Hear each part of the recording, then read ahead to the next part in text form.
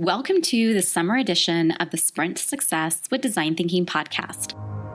How do you navigate change? It's a question we think about often, and one that today's world expects us to be comfortable with. The challenge, however, is where do you begin, and how do you develop the mindset and skill set to be successful? Welcome, everyone, to the Sprint to Success with Design Thinking podcast. I'm your host, Saba Kidwai.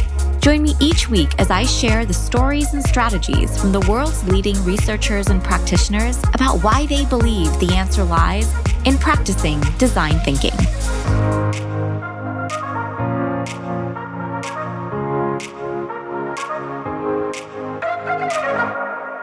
The first time I heard you speak at a conference, you referenced Thomas Pynchon, who said, if they get you to ask the wrong question, they don't have to worry about the answer. And I love that so much because it applies to everything I did in school and what I see in the business world and in politics as well. You know, we're making us ask the wrong question.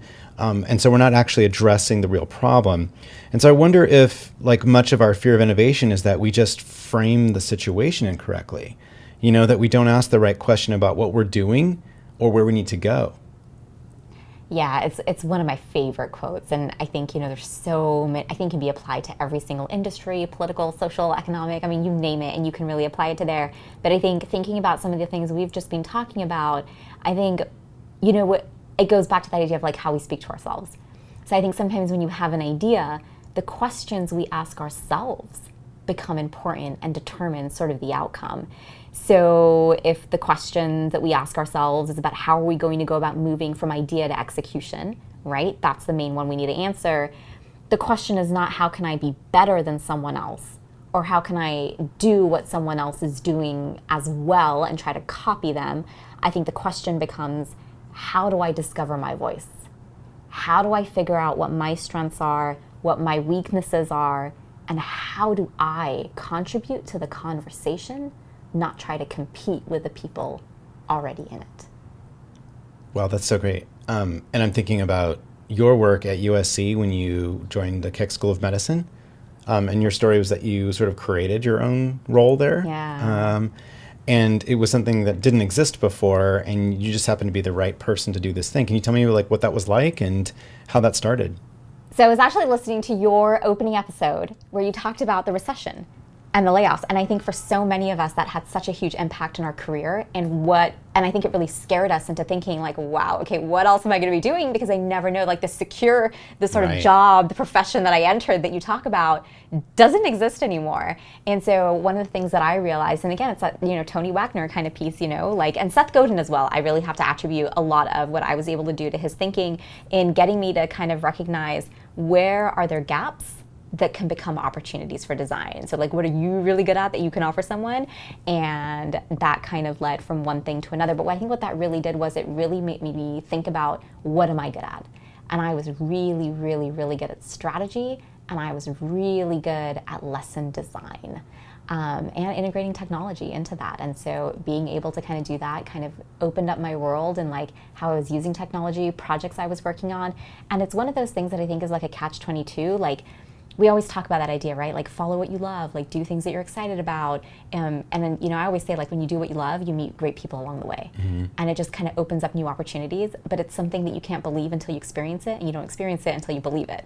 So you're kind of like stuck. So you got to at some point take the leap, But yeah, it just came about because, here was my sister working on a project and she wasn't being able to take advantage of everything to the full capacity, and we just started working together, and it was like one thing led to another. And so I always say like, follow projects that inspire you, but at the same time have the patience, because that patience is critical.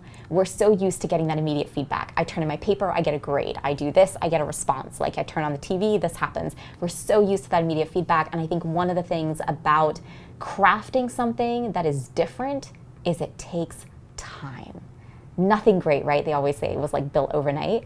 And it takes time because you're not getting any feedback sometimes. You can be putting out an article and it's not getting any responses. You can be posting online and it's not getting the response that you want. You can be creating podcasts, maybe you're not getting the response that you want. I mean, there's all this work that we're doing that maybe doesn't immediately get the response. But what I've realized is there are way more silent people listening than active. That's true, right? Yeah, All the you know how on lurkers out Twitter there. they always talk about lurkers? Yeah. I feel like it exists everywhere. Yeah, I like think there so. are way more people lurking and listening, probably because they're trying to figure out their own voice as well, right? Yeah. And so Like they don't have anything to contribute. Like I'm not good enough to respond or reply or post my own stuff. I know friends that started with that mindset and now they've got thousands of followers because they have great content to share. Yeah, so we all grow in different ways, but I think sometimes we think no one's listening, but I think never underestimate who's listening to you. So what she's saying is we see you out there. And that they see you or they hear you. So what's some practical advice you would give to folks? Like how do you get over that fear of failure? I think it's so important to constantly live in a cycle of reflection because it's really where you begin to see patterns of like, oh my God, I am really mean to myself here. Like when I try something new, I experience this kind of anxiety.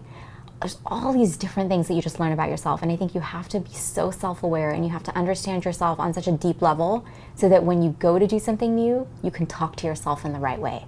You know how to mentally prep yourself. And I think that is just critical. It's your turn to join the conversation by sharing what you enjoyed or what questions you still have. In a world where time and attention are so valuable, thank you for choosing to listen and for being a part of our Sprint to Success with Design Thinking community.